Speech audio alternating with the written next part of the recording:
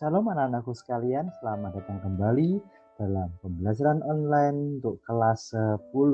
Pada kesempatan kali ini kita akan membahas materi tentang mengasihi dan menghasilkan perubahan. Saya ulangi, mengasihi dan menghasilkan perubahan. Adapun bahan Alkitab yang digunakan yaitu Lukas 15 ayat 21 sampai 24, Yohanes 3 ayat 16 dan Roma 9 ayat 21. Jadi teman-teman anak-anak sekalian silakan membuka dan mencatat itu untuk mempelajarinya lebih lanjut. Nah, dalam bab ini kita akan mempelajari mendalami kekuatan yang paling dahsyat di dunia. Kekuatan itu bukan kekuatan uang, kekuatan senjata, tapi Tuhan Yesus membuktikan bahwa kekuatan yang paling dahsyat itu adalah kekuatan cinta kasih tanpa syarat. Cinta kasih yang total. Maksudnya apa ini? Cinta kasih tanpa syarat, cinta kasih yang total, yang sepenuhnya, tidak setengah-setengah. Dalam Alkitab kita dapat menemukan banyak sekali contoh tentang cinta kasih yang total. Sehingga demi cinta itu orang yang memperlihatkannya tidak segan-segan untuk berkorban.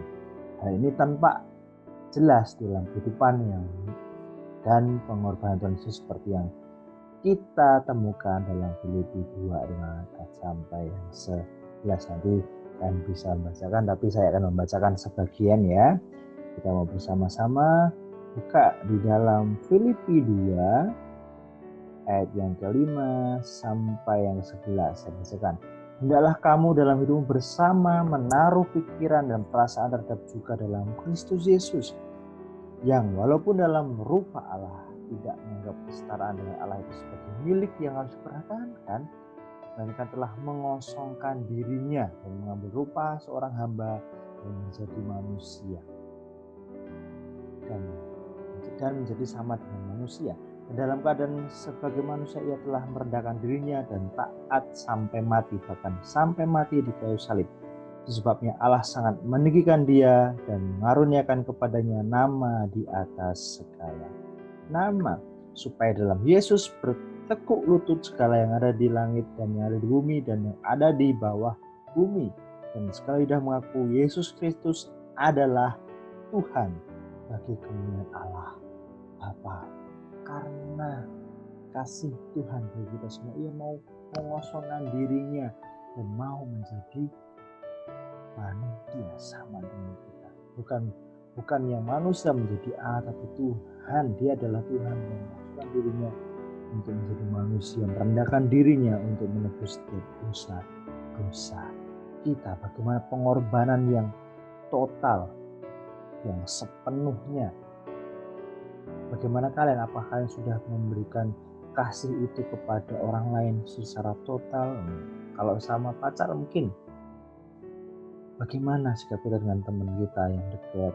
Apakah sudah berjuang atau bagaimana?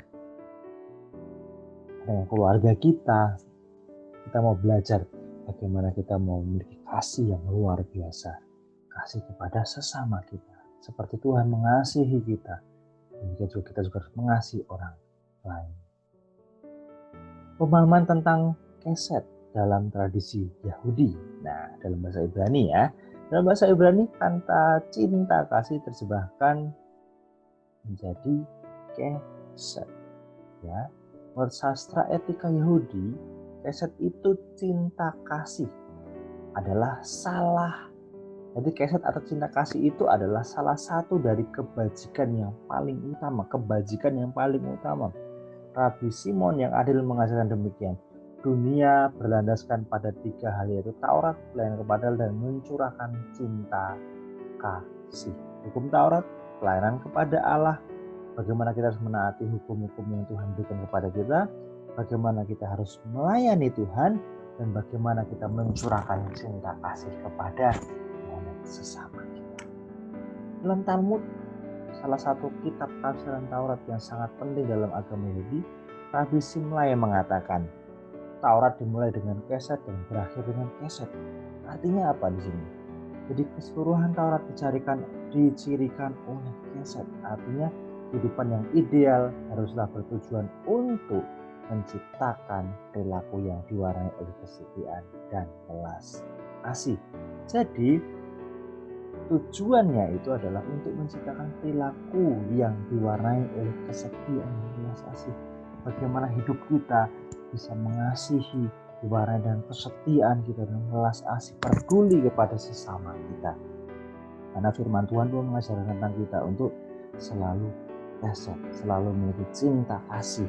Karena itu adalah sebuah kebajikan yang paling utama. Kalau kamu mengatakan bahwa kurang baik, orang baik, bukti mana kamu sudah memiliki cinta kasih atau belum? Saat orang memiliki cinta kasih, itu baru namanya orang yang benar, sesuai dengan firman Tuhan. Kita jangan menyombongkan diri kita sudah jago dalam hal apapun, tapi bagaimana kita sudah memiliki kasih atau belum? Ya, paham ya di sini ya.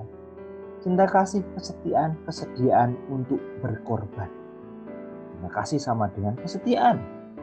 Kalau kamu punya cinta kasih, pasti kamu setia dengan pasanganmu. Kesetiaan di sini adalah sama dengan bersedia atau kesediaan, bersedia untuk berkorban. Wow. Cinta kasih itu juga dengan apa? Kesetiaan. Kesetiaan dibuktikan dengan apa?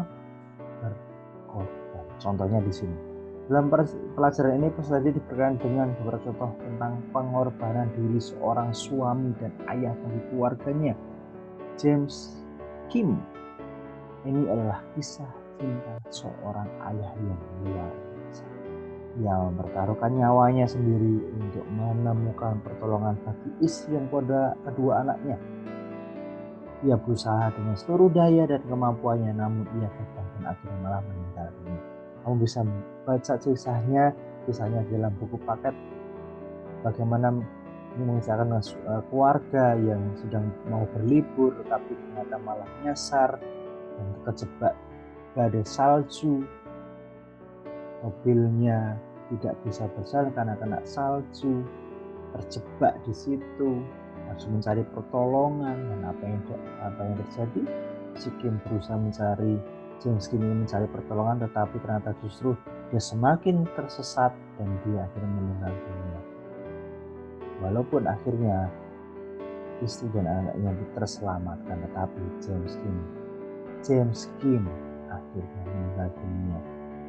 Dia bukan berarti dia konyol dan sebagainya, tapi kita hanya melihat bahwa dia mau berjuang untuk mencari pertolongan untuk keluarganya. Walaupun kita juga melihat bahwa sebenarnya ini juga ada kesalahan pribadi dan sebagainya. Nah, bisa seperti itu, ada keteledoran sehingga tidak melihat rambu-rambu yang ada sehingga dia tersesat dan sebagainya. Tetapi yang kita mau lihat di sini, seorang suami bertanggung jawab, mau bersedia berkorban untuk keluarganya, mencari apa? Mencari pertolongan untuk keselamatan keluarganya. Contoh lagi, yaitu seorang yang bernama Dr. Martin Luther King Jr. Pengorbanan diri seorang ini yang menegakkan atau menjunjung hak asasi manusia bagi kelompok yang tertindas. King adalah seorang tokoh pemimpin perjuangan hak-hak sipil masyarakat kulit hitam di Amerika Serikat. Kita tahu pada waktu itu warga kulit hitam adalah warga yang kelas bawah dan pantas untuk menjadi budak. Tetapi sekarang sudah berubah.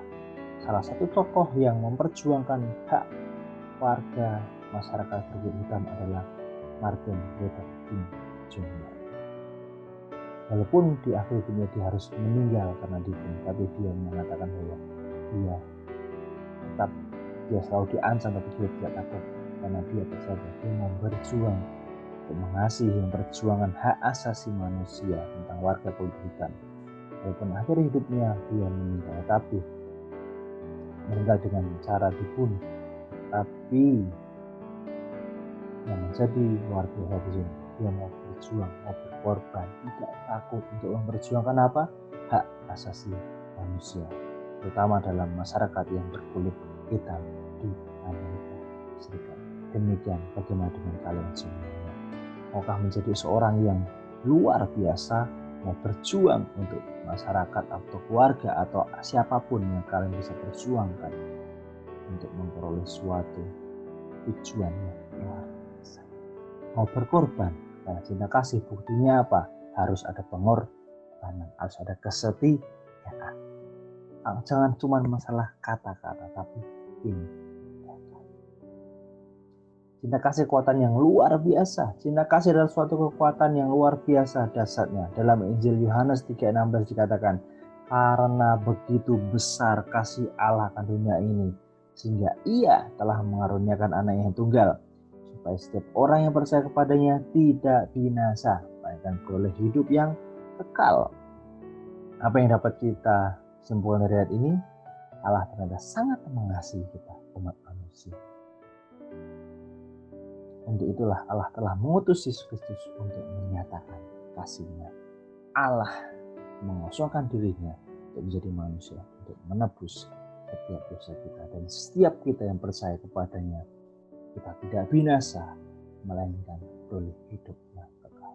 Contoh pengorbanan yang luar biasa, pengorbanan Tuhan Yesus di kayu salib. Kemudian cinta kasih juga ternyata memadamkan api permusuhan. Dalam Roma 12 ayat 9 sampai 21, Rasul Paulus mengajarkan apa yang dikatakan Tuhan Yesus, yaitu mengatasi kemarahan dengan kasih. Paulus mengatakan seperti ini. Tetapi jika seterumu lapar, berilah dia makan. Jika ia haus, berilah dia minum. Dengan berbuat demikian, kamu menumbuhkan bara api di atas kepalanya. Jangan kamu kalah terhadap kejahatan, tetapi kalahkan kejahatan dengan kebaikan. Wow, kalau ada yang marah, kamu beri dia minum. Kalau dia haus, ya orang yang marah kepadamu, seterumu dia marah kepadamu, tapi kalau dia haus, kasih minum. Dengan demikian apa? Aku kan marah sama dia, kenapa dia malah nggak baik sama saya? Itu seakan-akan menemukan bara api di atas kepalanya. Jadi jangan kalah dengan kejahatan, tetapi kalahkan kejahatan dengan kebaikan. Di sini jelas bahwa cinta kasih adalah saling pengertian, saling ada komunikasi atau dialog, kesediaan untuk mendengar, menolong pihak-pihak yang bertindak bertikai, maksudnya menolong pihak-pihak yang bertikai dan berkonflik untuk saling mengerti, dan kemudian memadamkan api permusuhan dan kebencian dengan cinta kasih, pengertian, dialog, kesediaan untuk mendengar, saling memahami, tidak mementingkan ego satu yang lain lebih baik dan sebagainya, saling mendukung. Dan demikian materi kita pada kesempatan kali ini, kiranya bisa paham dan bisa dipelajari lebih lanjut di dalam buku paket. Jika ada sesuatu bisa bertanya langsung. Dan demikian, Tuhan Yesus memberkati kita semua.